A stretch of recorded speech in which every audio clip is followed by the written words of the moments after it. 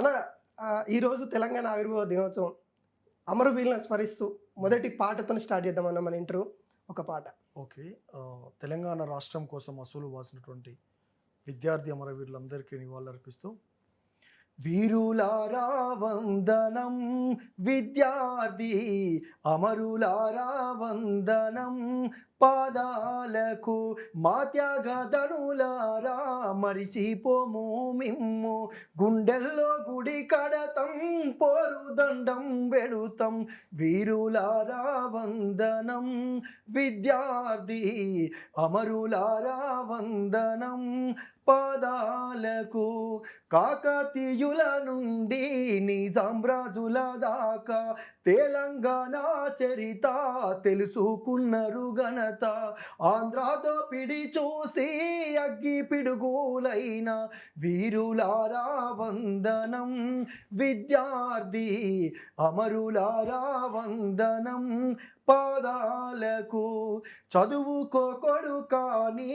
సాగానంపిన తల్లి, చదువుల్లో సారాన్ని విప్పి చెప్పిన సారు, సావు వార్త వింటూ గుండె పగిలిన తల్లి, వీరులారా వందనం, విద్యార్థి అమరులారా వందనం, పాదాలకు కాలేజీలో మండే నిప్పు కనికలు మీరు, విద్యార్థి సంఘాల వీరాయోధులు మీరు, నెత్తూటి మడుగుల్లో ఎత్తిండ్రు పిడికిళ్ళు, వీరులారా వందనం, విద్యార్థి అమరులారా వందనం, పాదాలకు.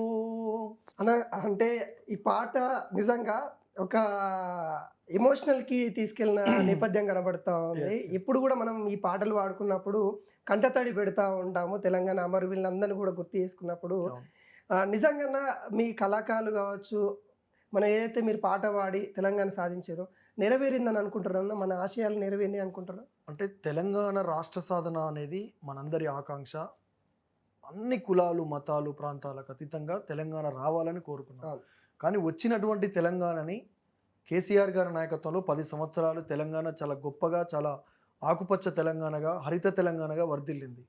కానీ ఈ 10 సంవత్సరాల తర్వాత 9 సంవత్సరాలు చాలా అద్భుతంగా ఉన్న తెలంగాణ రేవంత్ రెడ్డి ముఖ్యమంత్రి అయిన తర్వాత ఎక్కడికక్కడ ఒకవైపు హైడ్రా పేరుతోటి, ఒకవైపు హెచ్సియు భూములు, ఒకవైపు లగచెర్ల, ఒకవైపు ఎక్కడికక్కడ మళ్ళొక ఆంధ్ర పెత్తందారి పెట్టుబడి వ్యవస్థ తెలంగాణ నేల మీద మళ్ళొకసారి పెత్తానం చేయాలనేటువంటి ఒక దుర్బుద్ధితోటి ఉన్నటువంటి పరిస్థితి. దానికే మొన్నటికి మొన్న పవన్ కళ్యాణ్ గారు కావచ్చు, దానికంటే ముందు నరేంద్ర మోడీ గారు మాట్లాడిన మాటలు కావచ్చు, దాని తర్వాత బీజేపీ ఎంపీ కూడా పార్లమెంట్లో రీసెంట్గా మాట్లాడడం జరిగింది.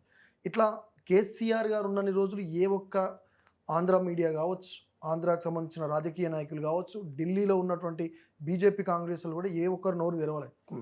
ఇప్పుడు కేసీఆర్ గారి నాయకత్వం ఈ తెలంగాణ రాష్ట్రం కోల్పోయిన తర్వాత రేవంత్ రెడ్డి వచ్చిన తర్వాత అలుసుగా మారిండు. ఎందుకంటే రేవంత్ రెడ్డి పొద్దున్న లేస్తే టీడీపీ బ్యాక్గ్రౌండ్లోకి వెళ్ళి వచ్చిన ఆయన టీడీపీ చంద్రబాబుకు తొత్తుగా ఉన్నటువంటి పర్సన్ కాబట్టి వాళ్ళకు కొంత అలుసుగా మారి ఈరోజు తెలంగాణ మీద అవాకులు చవాకులు వేరుతున్నారు.